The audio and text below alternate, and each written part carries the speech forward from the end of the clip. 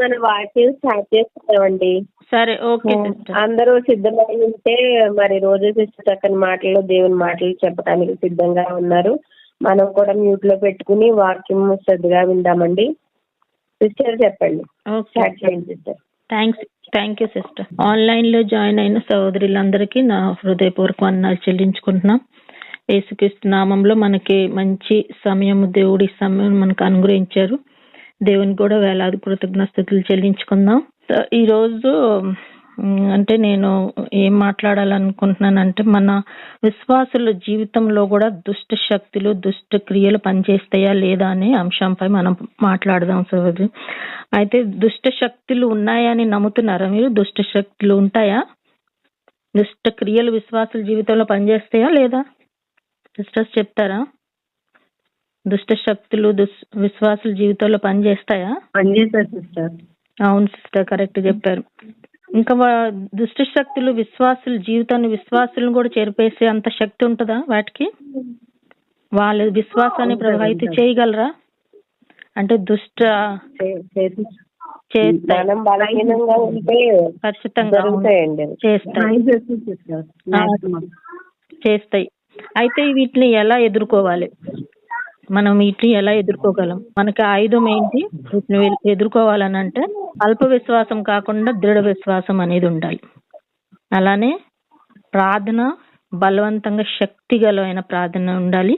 అదేవిధంగా వాక్యంలో మనము అధికంగా ఎదగాలి. వాక్య ధ్యానము అధికంగా చేయాలి.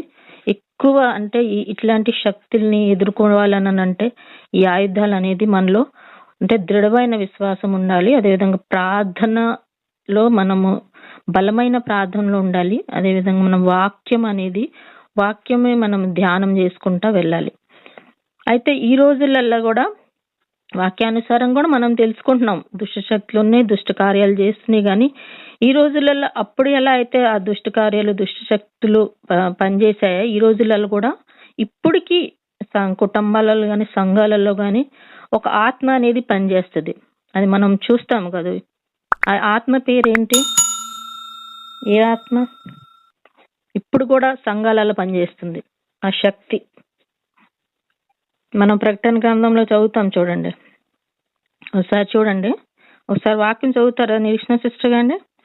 ప్రకటన గ్రంథం 2వ అధ్యాయం. ప్రకటన గ్రంథం 2వ అధ్యాయము 19వ వచనం నుండి చదవండి సిస్టర్ ఒకసారి. నీ క్రియలను, నీ విశ్వాసమును, నీ పరిచర్యను, నీ సాక్షిని ఎరుగుదును. కొంచెం గట్టి. నీ మొదటి క్రియల కన్నా వాయిస్ వినిపించట్లేదండి.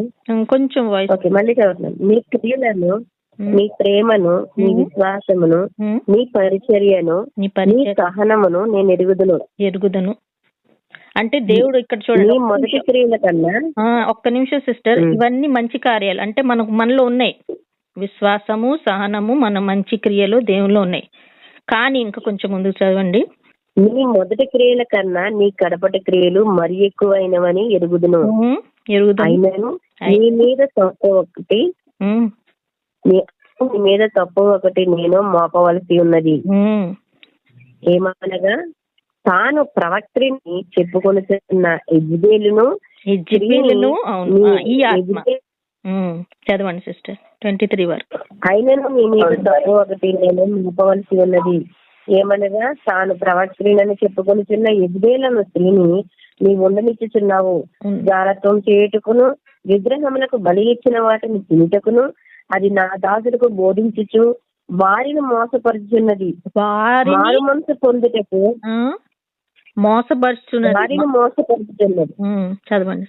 మారు మనసు పొందుటకు నేను దానికి సమయం ఇచ్చితిని గాని అది తన జారత్వం విడిచిపెట్టి మారు మనసు పొందనొల్లదు. ఇదిగో నేను దానిని మంచం పట్టించి దానితో కూడా వ్యభిచరించి వారిని దాని క్రియల విషయమై మారు మనసు పొందితేనే గాని వారిని బహుశ్రమల పాలు చేతును. మారు మనసు ఇక్కడ చూడండి. అంటే ఇక్కడ ఏంటి? యెజబెల్ అనే ఆత్మ ఈ రోజులలో కూడా మన జీవితాలలో పనిచేస్తుంది. అంటే ఇక్కడ వ్యభిచారం అని అంటే శారీరక వ్యభిచారం కాదు, ఆత్మిక వ్యభిచారం గురించి కూడా. అని అంటే నీకు మొదటి విశ్వాసాన్ని వదిలేసి నువ్వు సత్యాన్ని తెలుసుకొని మళ్ళా నువ్వు ఆ అల్ప విశ్వాసానికి వెళ్ళిపోయి లేకపోతే వేరే విశ్వాసానికి వెళ్ళావనుకో, అది కూడా ఆత్మిక వ్యభిచారం. అలాంటి వ్యభిచారము ఈ రోజులలో విశ్వాసుల జీవితంలో ఈమె చేయిస్తుంది, అంటే యెజబెల్. కానీ మనం ఇక్కడ చూడండి, అయితే ఈ ఆత్మ ఏంటి? ఈ ఆత్మ పేరు మనం ఏం తెలుసుకుంటున్నాము? యోహాన్ గారు ఇక్కడ ఆత్మ ద్వారా మాట్లాడుతున్నారు కదా ప్రకటన గ్రంథంలో. ఆత్మ పేరేపంతో సంఘాలకి హెచ్చరించుకుంటూ చెప్తున్నారు. అయితే ఇక్కడ థోతీరా పట్టణంలో ఉన్న సంఘాన్ని హెచ్చరించుకుంటూ చెప్తున్నారు. కానీ ఇది అన్ని సంఘాలకి వర్తిస్తుంది, ఆ ఒక్క సంఘానికి కాదు. కానీ ఆ రోజుల్లో ఉన్న సంఘాలకి, అదే విధంగా ఈ రోజులు కూడా ఆ సంఘంలో ఉన్న ఈ ఆత్మ అనేది బలంగా పనిచేస్తుంది. కాబట్టి జాగ్రత్త పడండి, మీరు మారు మనసు పొందండి. మీ క్రియలు అయితే బాగున్నాయి, ఇంకా మొదటి క్రియల కన్నా అంటే అంతకు ముందు ఉన్న క్రియల కన్నా ఇప్పుడు మీరు ఇంకా ఎక్కువ విశ్వాసంలో ఎదుగుతున్నారు అని కూడా మనకు అక్కడ వాక్యం ద్వారా మనం తెలుసుకుంటున్నాం. అంటే మన క్రియల్లో అయితే మనం క్రియారూపంగా చూస్తే కనుక మొదటి దానికంటే కూడా మనం ఇంకా ఎదిగాము. కానీ ఇప్పుడు కూడా మనం ఏమనంటే ఈ ఆత్మ దాన్ని చిక్కుల్లో చిక్కుకుంటున్నాము అనంటే ఈ ఆత్మ చేసే క్రియల ద్వారా గాని, ఈ ఆత్మ ఏదైతే ప్రేరేపణ చేస్తుందో దానికి అంటే ఆకర్షించబడుతున్నాం. కాబట్టి దాని విషయంలో మీరు జాగ్రత్త పడండి అని ఇక్కడ మనకి హెచ్చరిక అన్నమాట. అయితే మనం ఇక్కడ తెలుసుకుందాము, ఈ యెజబెల్ గురించి క్రొత్త నిబంధనలో ఇక్కడ ప్రకటన గ్రంథంలో రాయబడి ఉంది. కానీ ఈ యెజబెల్ పాత నిబంధనలో మనం చూస్తే ఈ యెజబెల్ ఒక దుష్ట రాజు కుమార్తె అన్నమాట. తర్వాత వివాహం అయ్యి ఈ ఇజ్రాయెల్ దేశానికి ఒక రాణిగా వస్తుంది. అయితే ఈమె మనకు పాత నిబంధనలో మనకు తెలుసు, ఈమె దుష్ట రాణి కాబట్టి, ఈమె దుష్ట క్రియల ద్వారా ఈమె దుష్ట క్రియలు చేసింది కాబట్టి యెహోవా దేవుడు ఆమెని చంపబడాలని ఆజ్ఞ ఇచ్చాడు. అయితే మనం చూస్తాం ఈమె చనిపోయింది కాదు, మళ్ళీ ఇలా ఈమె క్రొత్త నిబంధనలో ఎలా వచ్చింది? మరి ఎలా వచ్చిందని అంటే ఆమె శారీరకంగా చనిపోయింది, కానీ ఆత్మ మట్టిగా బలంగా పనిచేస్తుంది. అయితే మనం ఇక్కడ తెలుసుకుందాం ఈమెకి ఎంత బలం ఉంటుంది అని అంటే, ఇప్పుడు ఫస్ట్ మెయిన్ మనకు శత్రువు ఎవరు? మనకు మెయిన్ శత్రువు అయితే సాతాను. మనకు తెలుసు ఆదిలోనే అవన్నీ మోసగించిన శత్రువు ఎవరైతే మనందరూ ప్రపంచానికి మొదటిగా మెయిన్ బాగా పవర్ఫుల్ ఫస్ట్ శత్రువు అంటే ఎక్కువ శక్తి పవర్ ఉండేది సాతానికి. ఫస్ట్ సాతాన్ తర్వాత మనం తెలుసుకుంటాం లూసిఫర్ దూత. లూసిఫర్ కూడా అనేక అంటే లూసిఫర్ దేవుని దగ్గర ఫస్ట్ లో స్టార్టింగ్ లో మంచిగా దేవుడు మంచి స్థితిలో ఉన్నత స్థితిలో ఉంచాడు. కానీ అసూయ స్వభావంతో దేవుళ్ళు ఓర్చుకోలేని స్వభావంతో స్థితిలో నుండి ఈ లోకంలోకి అంటే పడేయబడ్డాడు. కాబట్టి మళ్ళా అతను కూడా కొంచెం శక్తి అంటే లూసిఫర్ కూడా ఒక శక్తి అనేది ఉంది. తర్వాత మనం 3వ నంబర్లో చూస్తాం ఈ యెజబెల్ ఆత్మ వచ్చింది. అంటే ఇవన్నీ ఒక కేటగిరీ అన్నమాట. ఫస్ట్ సాతాను ఎక్కువ పవర్ఫుల్ గా శక్తి పనిచేసేది సాతాను. ఎందుకంటే మనం యోబు గ్రంథంలో చూస్తాం భూలోకంలో అంతా సంచరించుకుంటా తిరుక్కుంటూ వచ్చింది విశ్వాసి అయిన యోబు దగ్గరకు వచ్చింది ఫస్ట్ సాతాను. అంటే పవర్ఫుల్ ఫస్ట్ మనం పవర్ గురించి చూస్తుంటే సాతాను ఫస్ట్ పవర్ఫుల్, సెకండ్ వచ్చేసరికి లూసిఫర్, థర్డ్ వచ్చినాక ఈమె యెజబెల్ ఆత్మ అనేది. అంటే ఈమెను కూడా తక్కువ అంచనా కూడా యెజబెల్ ఆత్మ అనేది కూడా చాలా పవర్ ఉంటుంది, విశ్వాసులు పడేసే అంత శక్తి ఉంటది. అయితే మనం ఒకసారి చూద్దాము ఈమె పాత నిబంధనలు ఈమె గురించి మనం తెలుసుకుందాము. అసలు ఈమె ఇజ్రాయెల్ జనాంగాల మధ్యలోకి ఎలా వచ్చింది అనమాట. అయితే ఎలా వచ్చిందంటే ఒకసారి చూద్దాము. 1వ రాజుల గ్రంథం చదవండి సిస్టర్ ఒకసారి. 1వ రాజుల గ్రంథము 16వ అధ్యాయం ఒకసారి చూడండి. 16:23 నుండి చదవండి సిస్టర్ ఒకసారి. 1వ రాజుల గ్రంథము ఉన్నారా సిస్టర్? 1వ రాజుల గ్రంథము 16వ అధ్యాయము 23 నుంచి చదవండి. అసలు ఇజ్రాయెల్ జనాంగం మధ్యలోకి ఎలా వచ్చింది అనే విషయం మనం తెలుసుకుందాము. 16:29 నుంచి చదవండి. 29 అండి. యోధుడు ఆసా ఏలుబడిలో 38వ సంవత్సరమున ఓమ్రీ కుమారుడైన ఇశ్రాయేలు వారికి రాజై షోమ్రేనులో ఇశ్రాయేలు 22 సంవత్సరములు ఏలండి. ఓమ్రీ కుమారుడైన ఆహాబు తన పూర్వీకులందరినీ మించినంతగా యెహోవా దృష్టికి ప్రతిదానం చేశాను. నెబాతు కుమారుడైన జరిగించిన పాపక్రియలను అనుసరించి నడుచుకునుట స్వల్ప సంగతి అనుకుని అతడు సిదోనీయులకు రాజై ఎత్బయాలు కుమార్తె అయిన యెజ్బెలును వివాహం చేసుకుని. ఎవరు కుమార్తె చెప్పండి సిస్టర్ పేరు? ఎవరు కుమార్తె? యెజ్బెలు. చదవండి. కుమార్తె అయిన యెజ్బెలు యెజ్బయలు కుమార్తె అయిన యెజబేలును వివాహం చేసుకుని బయలు దేవతను పూజించుచు బయలు దేవతని వానికి మొక్కుచుండెను. ఆగండి సిస్టర్ ఒక్కసారి చూడండి. అయితే ఈమె ఎంట్రీ ఇక్కడ అవుతుంది. పాత నిబంధనలో ఈ ఎంట్రీ ఇక్కడ అయింది. అయితే మనం ఒకసారి చూద్దాం ఈ రాజులు అసలు ఈ రాజులు ఎలా వస్తున్నారు, ఈ యూదా దేశానికి ఎలా వస్తున్నారు, ఇజ్రాయెల్ దేశానికి ఎలా వస్తున్నారు అని అంటే మనకు అందరికీ తెలిసిందే. యాకోబు గారికి ఉన్న 12 కుమారుల ద్వారానే ఈ గోత్రాలన్నీ వచ్చినాయి. అయితే వీరు ఒకసారి మనం యాకోబు గారి కుమారుల పేర్లు కూడా తెలుసుకుందాం. మనకు తెలిసిందే కానీ నేను ఒకసారి చదివేస్తాను. పెద్ద కుమారుడు రూబేను, షిమోను, లేవి, యూదా, ఇస్కార్, జబ్లోని, దాను, నప్తాలి, గాదు, అషేరు. ఇవి ఫస్ట్ లియాకు పుట్టిన కుమారులు. అయితే మళ్ళా యాకోబు గారు రాహేల్ ద్వారా కూడా ఇద్దరు కుమారులు జన్మిస్తారనమాట. ఎవరు? ఏసేబు, బిన్యామిన్. ఇవి మొత్తం 12 మంది అయ్యారు. ఫస్ట్ స్టార్టింగ్ లో నేను చదివిన పేర్లు అది 10 మంది గోత్రాలలో వీళ్ళు ల్యాండ్ అన్న స్థలాలు పంచుకున్నప్పుడు వీళ్ళు ఎలా పంచుకున్నారని అంటే ఉత్తర దశానికి వెళ్ళి అంటే ఉత్తర దిశకి వెళ్ళే వాళ్ళు ఈ రూబేను, షీమోను, లే, జబ్లోని, దాన్, నప్తాలి, గాద్, అషేరు వీళ్ళందరూ ఉత్తర దిశానికి వెళ్ళిపోయారు పైకి. అయితే వీళ్ళు ఇజ్రాయేల్ ఆ గోత్రంలో నుండి అంతా అంటే ఇవి ఇజ్రాయెల్ జనంగా అనిపించారు. కానీ తర్వాత మళ్ళా యేసేబు, బిన్యామిను వీళ్ళ తర్వాత రాహేల్కి జన్మించారు. కానీ మనం ఇక్కడ తెలుసుకుంటున్నాము వీళ్ళు స్థలాలు పంచుకున్నప్పుడు ఎలా వచ్చిందని అంటే యోధా గోత్రము తర్వాత బిన్యామిన్ గోత్రము దక్షిణ ప్రాంతంలోకి వచ్చారనమాట. దక్షిణ ప్రాంతంలో ఈ గోత్రాలు ఉండిపోయినాయి. మిగతా 10 గోత్రాలన్నీ అటు ఉత్తర ప్రాంతానికి వెళ్ళిపోయినాయి. అయితే వాళ్ళు ఇజ్రాయేలీలని పిలువబడ్డారు. ఇప్పుడు కిందకు వచ్చిన యోధా గోత్రం, బిన్యామిన్ గోత్రం వీళ్ళు యోధా గోత్రంలో నుండి వచ్చే రాజులు వేరు. అయితే ఈ గోత్రంలో వచ్చిన రాజులు అయితే కొంతమంది మంచి క్రియలు చేశారు. కానీ ఇజ్రాయేలీలు అటు పైన ఇప్పుడు ఉత్తర దిశలో ఉన్న గోత్రంలో చిన్న రాజులు అయితే దుష్ట క్రియలు చేశారు, దుష్ట కార్యాలు చేశారు. వాళ్ళల్లో ముఖ్యంగా అంటే ఎక్కువ శాతం దుష్ట కార్యాలు చేసిన రాజు ఎవరని మనం తెలుసుకుంటున్నాం అంటే అహాబ్ రాజు ఇక్కడ దుష్ట కార్యం చేశారు. ఇతను అహాబ్ రాజు ఎలా వచ్చాడు అనంటే ఇక్కడ సులేమాన్ రాజుకి ఒక సైనికుడు యెరోబాము అనే ఒక సైనికుడు ఉండేవాడు, తిరుగుబాటు చేసిన సైనికుడు. వాళ్ళ ద్వారా ఆ గోత్రంలో నుండి ఒకళ్ళు అనుకుంటా నెక్స్ట్ జనరేషన్ గా ఈ అహాబు వచ్చాడు. ఇక్కడ అహాబు దగ్గరకు వచ్చేసరికి ఇక్కడ నుండి విగ్రహారాధన భయంకరంగా పెరిగిపోయింది. అంటే సొలొమోన్ రాజు కొన్ని తప్పులు చేశారు, మనకు అందరూ తెలిసింది. 1000 భార్యలు ఉంచుకొని వాళ్ళు కూడా విగ్రహారాధన చేసిన అన్ని జాతుల్లో స్త్రీలు వివాహం చేసుకున్నాడు. కాబట్టి కొంచెం విగ్రహారాధన అనేది స్టార్ట్ అయింది. కానీ ఎక్కువ శాతం విగ్రహారాధన పెరిగిపోవటానికి అందులో ముఖ్యంగా ఈ బయలుదేవత అనేది ఇక్కడ నుండి వీళ్ళు ఈ ఇద్దరు భార్యాభర్తలు వచ్చినప్పుడు ఇక్కడ నుండే బయలుదేవత అనే విగ్రహారాధన అనేది భయంకరమైన విగ్రహారాధన అనేది ఇక్కడ మొదలైంది. బయలుదేవత గురించి మన అందరికీ తెలిసే ఎలా చేస్తాడు. ఒక పెద్ద బయలు విగ్రహాన్ని తయారు చేసి వాళ్ళ చిన్న పిల్లలను కూడా బలి అర్పణ చేయటానికి అగ్నిగుండంలో ఆ బయలుకి అర్పించే వాళ్ళు అనమాట. అంటే అంత దుష్ట క్రియలు వీళ్ళు చేశారు అనమాట. ఇక్కడ నుండి మనం ఇక్కడ చదువుకున్నాం. కొంచెం చదవండి సిస్టర్. ఇప్పుడు మీరు ఎంత 30 వరకు చదివారు కదా? 31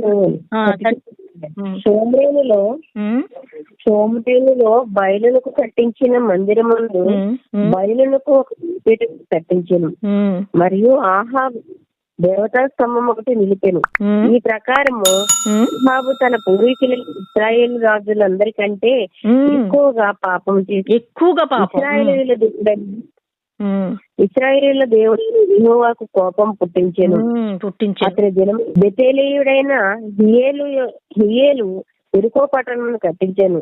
అతను దాని పునాది వేయగా ఇక్కడ ఇజ్రాయేలీయులు ఇప్పుడు ఏం చేశాడు అన్నాడంటే ఇప్పుడు యెహోవా అంతకు ముందు వాళ్ళు కొంచెం యెహోవా దేవుని నమ్ముకున్నారు కొంతమంది రాదు. కానీ వీళ్ళు వచ్చేసరికి ఇప్పుడు బయలుదేవతని ఇక్కడ స్థాపించి ఇద్దరు భార్యాభర్తలు ఎంత భయంకరమైన పాపంలో పడిపోయారు. కాబట్టి అక్కడి నుండి పాపం అనేది చాలా అధికంగా విస్తరించిపోయింది అనమాట దీంట్లో. అయితే మనం చూద్దాము వీళ్ళు ఏం చేశారంటే దైవజనులను కూడా ఈమె ఏం చేస్తుంది, ఈమె కార్యం ఎంత భయంకరమైన అంటే ఈమె అక్కడ యెహోవా దేవుణ్ణి ఆరాధించే అంటే ప్రజలను కూడా ఆమె ఆమె కష్టాలు పాలు చేసేది, వాళ్ళు కూడా ఇలాంటి బయలుదేవతని మొక్కాలి అని ఇలాంటి ప్రోత్సాహం చేసేది. అదేవిధంగా ఈ మొక్క ఇంకా మరీ భయంకరంగా కార్యం ఏం చేసింది అంటే దైవజనుల్ని ఎవరైతే యెహోవా దేవుని ఆరాధిస్తున్నారో అలాంటి దైవజనులు పట్టుకొని కూడా ఈ మమ్మల్ని చంపేయటం, వాళ్ళని హింసించడం ఇలా కార్యం చేసేది. ఈ వీళ్ళ సమయంలోనే ఏలియా గారు ఉన్నారు, మనకి తెలుసు. ఏలియా గారిని కూడా ఏం వదలలేదు. ఈమెకి భయపడి ఏలియా గారు పారిపోయారు. చూడండి, అంత పెద్ద దైవజనుడు, దేవుణ్ణి అంత అంత అంత పెద్ద ప్రవక్త, ఏలియా గారు అంత పెద్ద ప్రవక్త అయ్యుండి కూడా ఈమె భయానికి అక్కడ నుండి పారిపోవాల్సి వచ్చింది. అయితే వీళ్ళకి ఒక గృహ నిర్వాహకుడు ఉండేడు, ఓబేదా అని ఒక గృహ నిర్వాహకుడు ఉండేవాడు. అతనికి కొంచెం దేవుని భయం ఉంది, భక్తి ఉంది కాబట్టి దైవజనులు కాపాడాడు. ఒకసారి మనం 1 రాజుల గ్రంథం 18 చదవండి సిస్టర్. 1 రాజుల గ్రంథం 18 అధ్యాయము 2 ఫస్ట్ 18 1 రాజుల గ్రంథం, ఇది నెక్స్ట్ 18 అధ్యాయము 2వ వచనం. దర్శించుటకై ఏలియా వెళ్ళిపోయింది. షోమ్రేనులో తీవ్రమైన క్షామం కలిగి ఉండగా ఆహాబు తన గృహ ఓబాద్యా అది ఇందాక చెప్పాను కదా, గృహ నిర్వాహక 4 వరకు యెహోవా భయభక్తులు గలవాడే యెజెబెలు యెహోవా ప్రవక్తలను నిర్మూలం చేయుచుండగా గుహలో 50 మందిగా 100 దాచి అన్నిచ్చి వారిని పోషించింది. చూడండి, దాచిపెట్టి పోషిస్తున్నాడు. ఆహాబు 4 అయిపోయిందండి, 5 చదవమంటారా? వద్దు, 4 వరకే. అంటే ఇక్కడ మనం ఏం తెలుసుకుంటున్నాం అంటే ఇతను అంటే ఎలా వాళ్ళని పోషిస్తున్నాడు అంటే వాళ్ళని గృహంలో దాచుతున్నాడు అనమాట. ఎవరిని?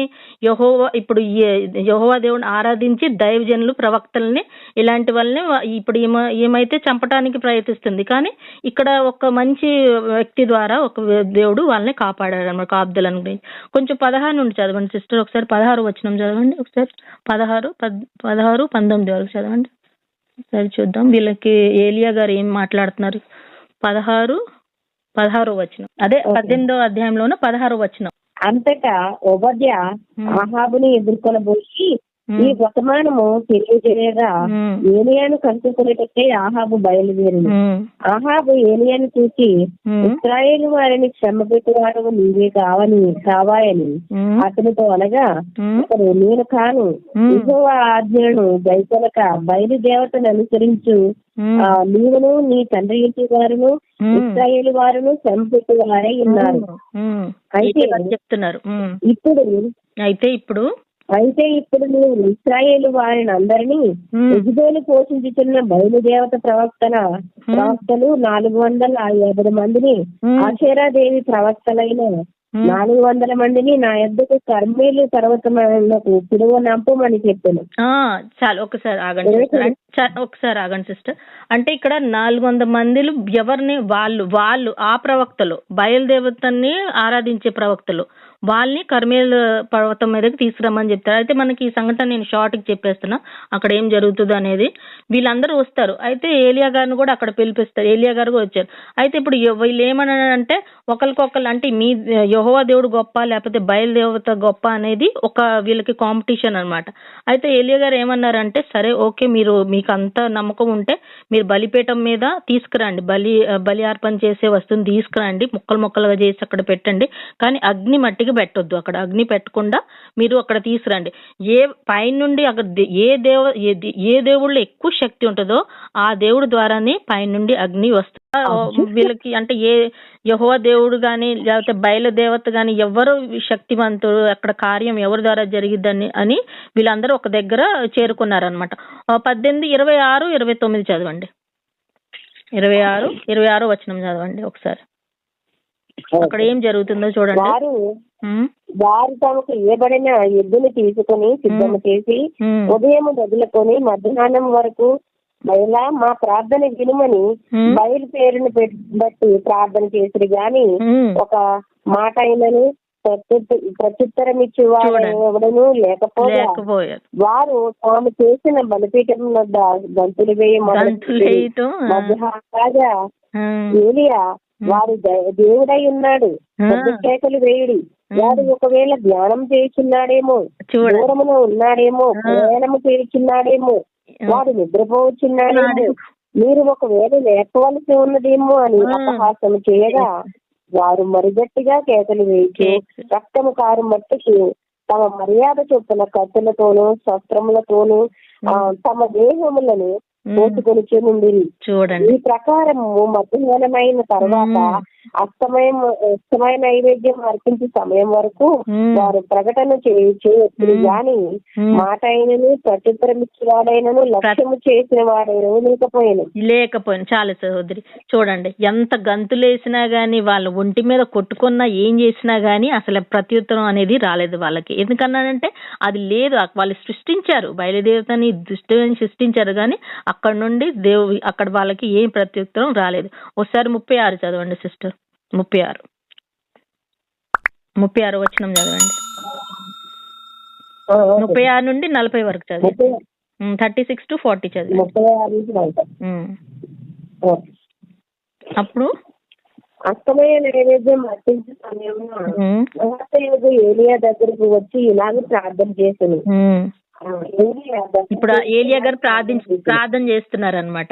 36 యెహోవా అబ్రహాము, ఇస్సాకు, ఇశ్రాయేలు దేవా, ఇశ్రాయేలు మధ్య నీవు దేవుడవై ఉన్నావని, నేను నీ సేవకుడనై ఉన్నానని, నీ కార్యములన్నీయు నీ సెలవు చేత చేసిననియు ఈ దినమున కనపరచుము. యెహోవా నా ప్రార్థన ఆలకించుము. యెహోవా అయినా నీవే దేవుడివై ఉన్నావని, నీవు వారి హృదయములను నీ తట్టుకు తిరగజేయుడు అని నీ జనులకు తెలియనట్లుగా నా ప్రార్థన అంగీకరించుము. అసలు ఇలాగ ప్రార్థన చేస్తుండగా యెహోవా అగ్ని దిగి దహన బలి పశువులు, కట్టెలను, రాళ్లను, బుగ్గులు దహించి కందకమందున్న నీళ్లను ఆరిపోచేసెను. అంతటి జనులందరూ దాన్ని చూసి సాగిలపడి యెహోవాయే దేవుడు, యెహోవాయే దేవుడు అని కేకలు. చాలు సహోదరి, చూడండి ఇక్కడ ఏలియా గారు అబ్రాహాము, ఇస్సాకు, యాకోబులు దేవుడు, గొప్ప దేవుడు, నీ ద్వారా నీ కార్యం జరగాలని ఏలియా గారు ప్రార్థన చేసినప్పుడు అప్పుడు పైనుండి అగ్ని వచ్చి అక్కడ బలి అర్పణ అంటే బలి అక్కడ అంగీకరించబడ్డది అనమాట. అంటే ఇక్కడ మనం చూస్తాం వీళ్ళు ఎంత గంతులు వేసినా ఏ చేసినా గానీ ఈ ఒట్టొట్టి ఈ శక్తులు భయపెట్టే శక్తులు అనమాట. ఇవి ప్రజల్ని భయక్రాంతులు చేస్తాయి. ఇవి దీంట్లో పెద్ద శక్తి ఉంది, ఈ చేయగలరు అని వీళ్ళకి. కానీ నిజమైన కార్యం మట్టుకి మనం అంతంలో మనం చూసినంత యెహోవా దేవుడి ద్వారానే అప్పుడు ఆ కార్యం అక్కడ జరిగింది.